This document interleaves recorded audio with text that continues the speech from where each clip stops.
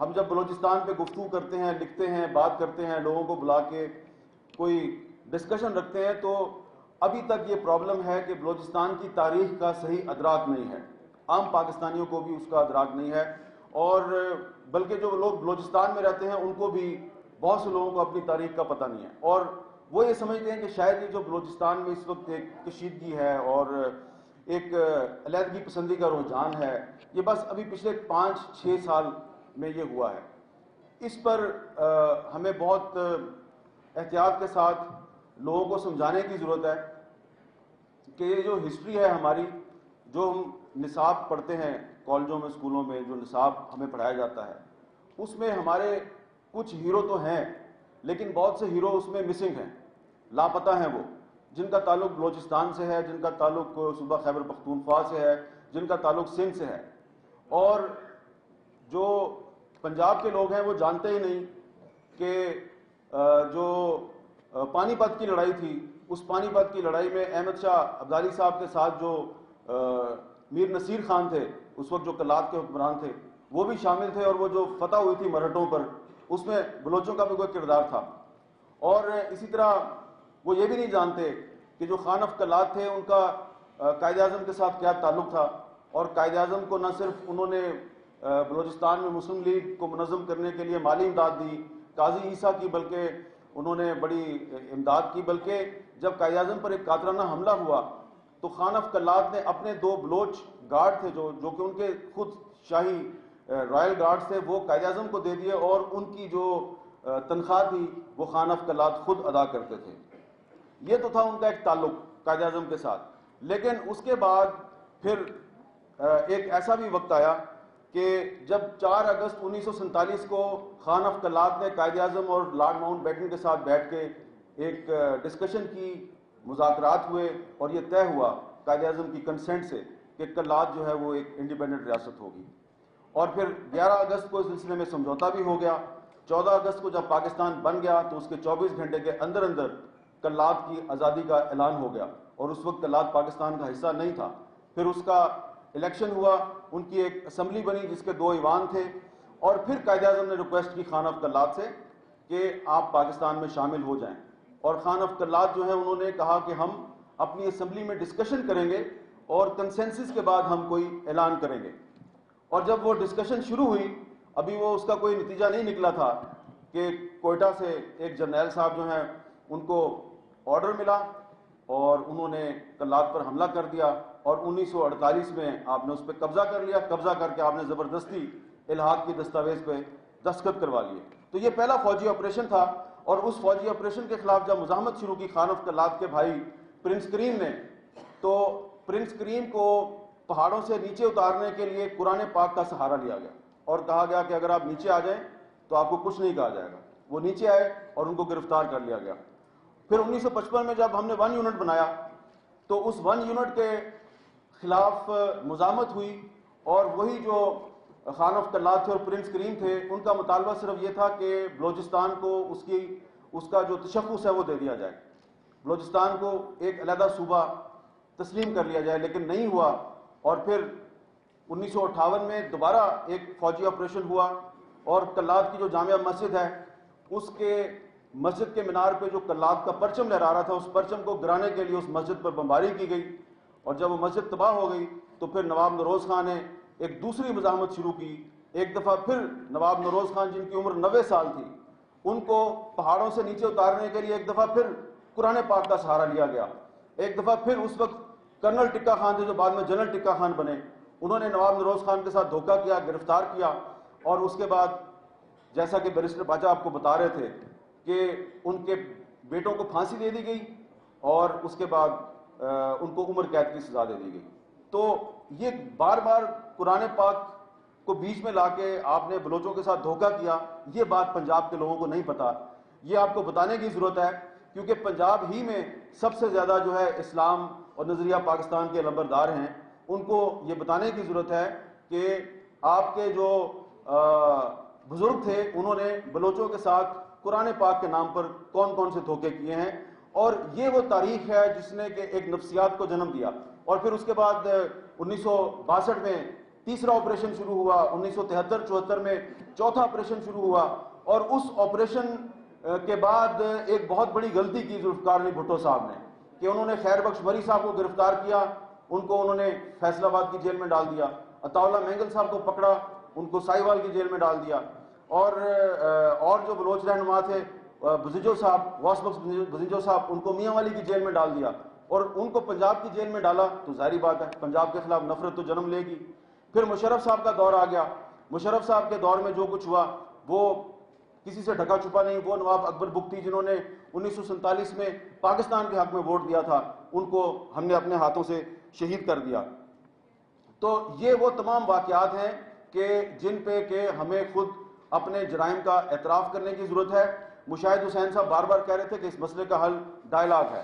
बिल्कुल इस मसले का हल डायलॉग है, लेकिन जब आप बलूचिस्तान में जाके हालात को करीब से देखते हैं तो नज़र ये आता है कि जो मारने वाले हैं और जो मर रहे हैं, मारने वाले और जिनको मारा जा रहा है, दोनों मुज़ाकरात पे यकीन नहीं रखते। मारने वालों ने इतना जुल्म किया है कि जो मरने वाले हैं वो कहते हैं मारो मारो, हम तुम्हारे साथ मुज़ाकरात नहीं करेंगे। तो पहले तो आप सब लोग यहाँ पे कोई ऐसा फार्मूला तलाश करें कि ठीक है मुज़ाकरात मुज़ाकरात, सब मुज़ाकरात की बात करते हैं, लेकिन वो मुज़ाकरात के लिए माहौल कैसे क्रिएट किया जाएगा?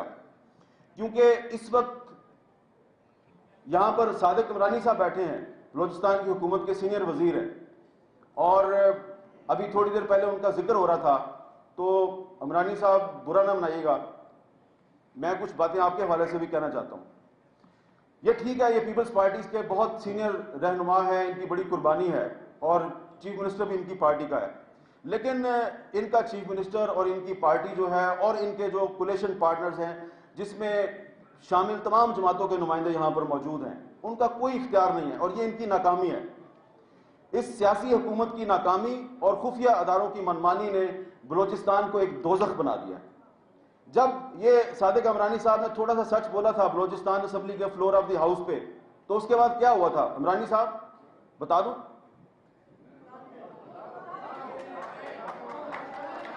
आपकी इजाजत से इनके एक इंतहाई करीबी अजीज को एफसी ने उठा लिया, तो उठा के गायब कर दिया। चलें, अब तो उन्होंने इजाजत दे दी, इनके सगे छोटे भाई को एफसी ने उठा लिया। सीनियर मिनिस्टर, जिस पार्टी का मिनिस्टर, जिस मिनिस्टर का चेयरपर्सन जो है वो सदर पाकिस्तान है, सुप्रीम कमांडर है, प्राइम मिनिस्टर है और चीफ मिनिस्टर है, इनके छोटे भाई को उठा लिया गया और उठा के गायब कर दिया गया। और फिर पता नहीं बीच में कौन से लोग आए और फिर उसको कुछ दिनों के बाद, तकरीबन 2-3 हफ्ते के बाद, उनको एक सड़क पे छोड़ दिया गया। रात का वक्त था, 3 बजे हुए थे, उसके पास वापस घर जाने का किराया भी नहीं था, तो एक हवालदार ने उसको 500 रुपये दिया, उसको कहा जाओ घर पे। तो अब जाहिर बात है, अब सादिक इमरानी साहब जो है वो सीनियर मिनिस्टर तो है और इन्होंने एक सच बोला फ्लोर ऑफ द हाउस पे। अब आप क्या चाहते हैं कि ये मजीद सच बोल बोल के ये भी लापता हो जाएं या शहीद हो जाएं, और फिर हम जो है वो सीनियर मिनिस्टर जो है उसकी तस्वीर हाथ में उठा के वहां पे खड़े हो गए पार्लियामेंट हाउस के सामने, लापता अफराद को बहाल करो। ये हंसने की बात नहीं है, ये रोने की बात है। और इसमें हम सारी की सारी, ठीक है, क्रिटिसिज्म करना चाहिए कि इंटेलिजेंस एजेंसी जो है वो किसी के कंट्रोल में नहीं है, और ISI और मिलिट्री इंटेलिजेंस जो कुछ वहां पे कर रही है वो काबिल मजम्मत है, लेकिन ये इनकी भी तो नाकामी है। क्योंकि माजरत के साथ अर्ज है, क्योंकि बहुत से लोग इस हुकूमत में उनके दामन पे दाग लगे हुए हैं, उन्होंने कंप्रोमाइज़ किए हुए हैं, लिहाजा वो ऐसे इकदाम करने से गुरेज करते हैं कि जिन इकदाम से वो इन मसाइल को कुछ ना कुछ हल कर सकते हैं। तो इस वक्त जो सबसे बड़ा मसला है, जिसको कि सुप्रीम कोर्ट के चीफ जस्टिस ने भी बार बार कहा है कि लापता अफराद बलूचिस्तान का सबसे बड़ा मसला है, और इसमें एक पॉजिटिव डेवलपमेंट जिसका जिक्र कर रहे थे शाहवानी साहब, उसकी, क्योंकि उस दिन मैं भी सुप्रीम कोर्ट में मौजूद था, कि एक नौजवान मेहरान बलोच, उसको बलूचिस्तान के दारुल हुकूमत कोयटा से अगवा किया गया, FIR दर्ज करवाई गई, कहा गया इसको FC ने अगवा किया है। IGFC को सुप्रीम कोर्ट में बुलाया गया, तो IGFC ने कहा जी कि इसको हमने नहीं उठाया। तो चीफ जस्टिस ने DIG इन्वेस्टिगेशन कोयटा हामिद शकील साबर से कहा कि आपके पास कोई एविडेंस है? तो उन्होंने कहा जी एविडेंस है। उन्होंने CCTV फुटेज पेश की। سی سی ٹی وی فوٹیج میں انہوں نے کہا جی یہ گاڑی ہے, خود ڈی آئی جی صاحب نے انگلی سے آئیڈینٹیفائی کیا کہ جی یہ ایف سی کی گاڑی ہے اور یہ لڑکا موٹر سائیکل پہ جا رہا ہے اور یہ انہوں نے پکڑا اس کو. تو ایف سی صاحب کورٹ میں کھڑے ہوئے کہتے ہیں جی یہ تو ہماری گاڑی ہے ہی نہیں ہے. تو چیف جسٹس نے کہا کہ اور کوئی ثبوت ہے آپ کے پاس؟ تو پھر ڈی آئی جی صاحب نے کوئٹہ پولیس کا ایک A S I traffic police کا, اس کا حلفیہ بیان پیش کیا اور اس نے کہا جی کہ میرے سامنے یہ ایف سی والوں نے اس کو اٹھایا. پھر سپلیمنٹ کرنے کے لیے ایک سارجنٹ امجد, اس کا بیان دیا کہ جی اس کو ایف سی والوں نے اٹھایا. اب D I G, A S I اور امجد تینوں پنجابی ہیں اور تینوں نے مہران بلوچ کے حق میں ایویڈنس دیا کورٹ کے اندر. تو یہ ایک پازیٹیو ڈیولپمنٹ ہے.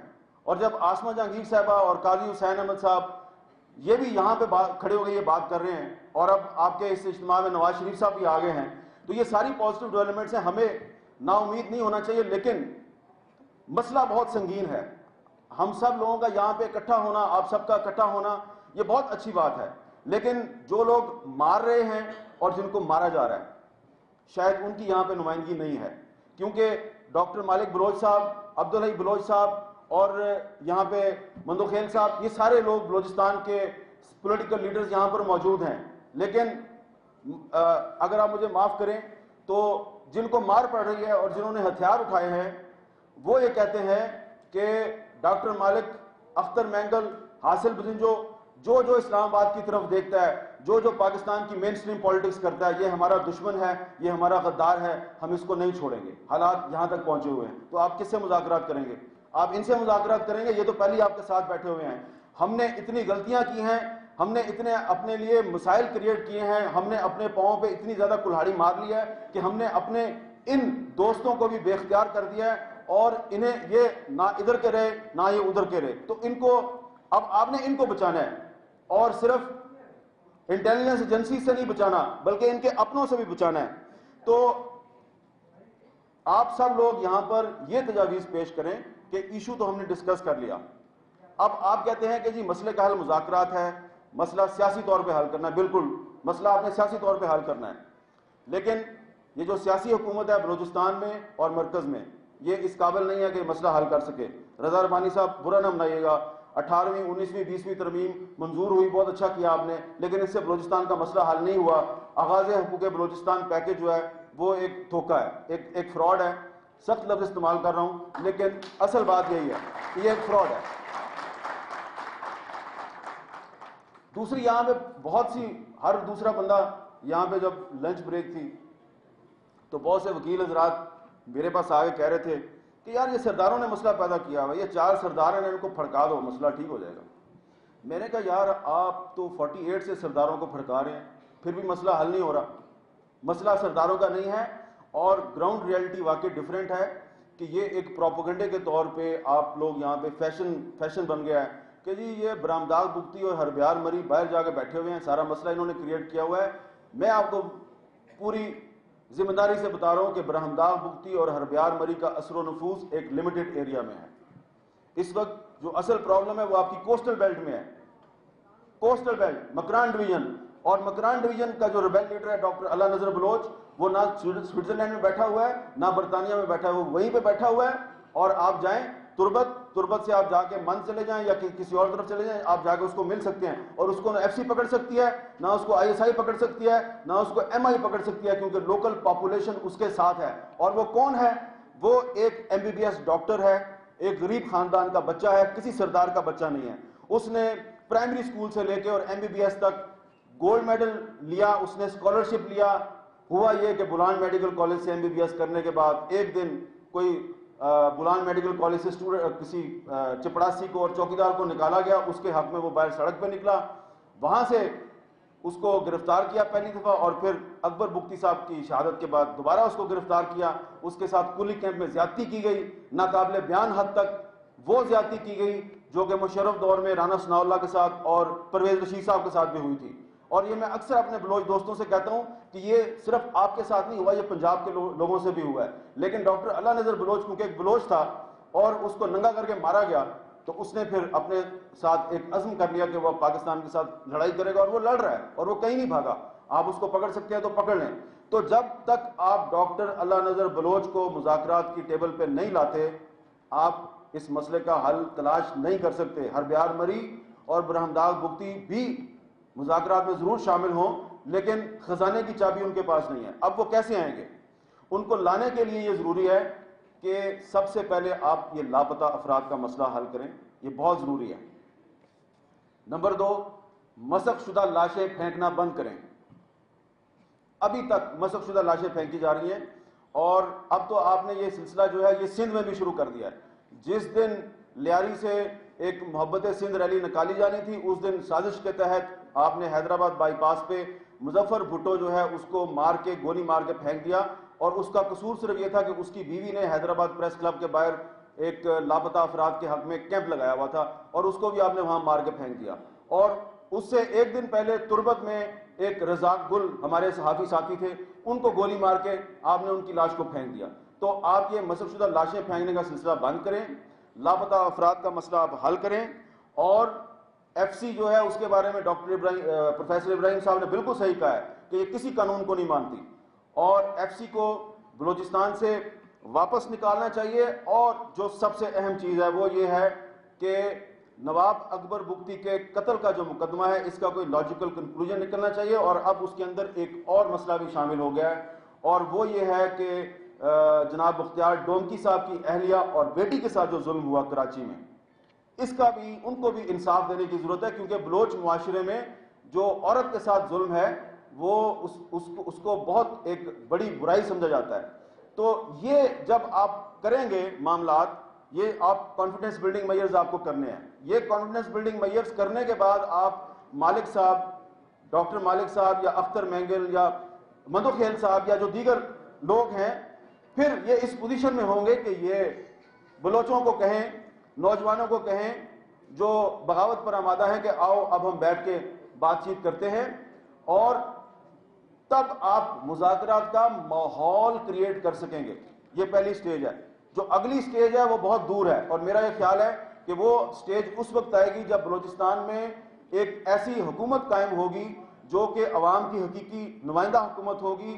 حقیقی جو منتخب نمائندے ہیں جن کو واقعی ایک اصلی اور ٹرانسپیرنٹ الیکشن میں جن لوگوں کو ووٹ ملیں گے وہ جب آئیں گے. میں یہ نہیں کہتا کہ صادق عمرانی صاحب جو ہیں وہ عوام کے نمائندے نہیں ہیں لیکن ہم سب جانتے ہیں کہ جو 2008 کا الیکشن تھا وہ 2008 کا الیکشن جو ہے اس میں ملٹری انٹیلیجنس نے اور آئی ایس آئی نے دھاندلی کی اور اکثر لوگ جو الیکٹ ہو کے آئے ان کو انٹیلیجنس ایجنسیز نے جتایا. اس لیے کم از کم میں سمجھتا ہوں کہ 2008 میں جو بلوچستان کا الیکشن تھا بلوچستان کا الیکشن ایک فراڈ الیکشن تھا، ایک 2 نمبر الیکشن تھا. لہذا اس کے نتیجے میں ایک 2 نمبر حکومت وہاں پہ وجود میں آئی اور اسی لیے وہ ابھی تک کوئی 1 نمبر کام نہیں کر سکی. جہاں اللہ حافظ.